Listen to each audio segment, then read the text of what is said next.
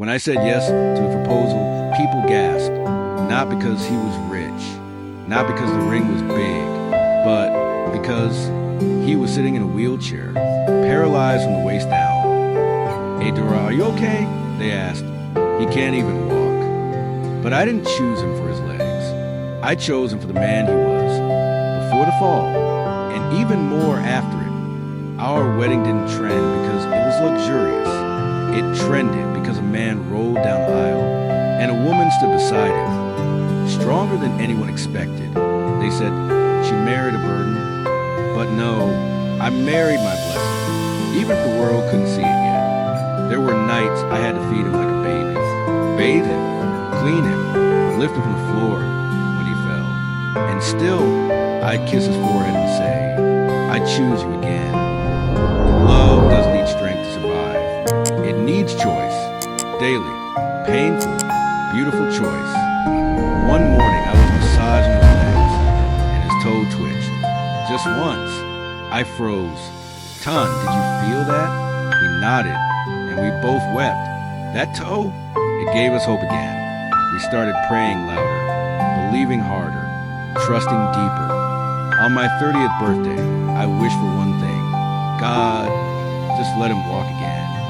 We were singing and cutting cake when he stood, unaided, 6 steps, toward me with our baby girl in his arms. That was the loudest silence I've ever heard. He didn't just walk. He carried our legacy. One morning, I placed a cup of tea in his hand, and it dropped. His hands had gone numb. That night, I cried into my pillow silently. I didn't want him to hear my pain. But in the dark, I heard him whisper, "You don't have to stay if it's too hard."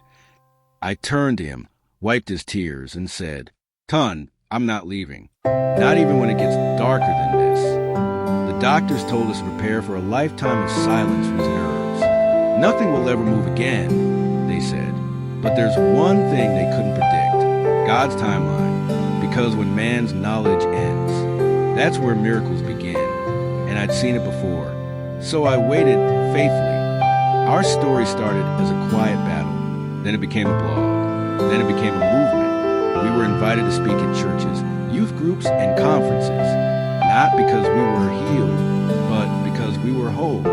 Faith made us unshakable. And love made us visible. One evening, I played his favorite worship song. And I danced, just me, in the living room floor. He watched from his wheelchair, silent, until I saw tears rolling down his face.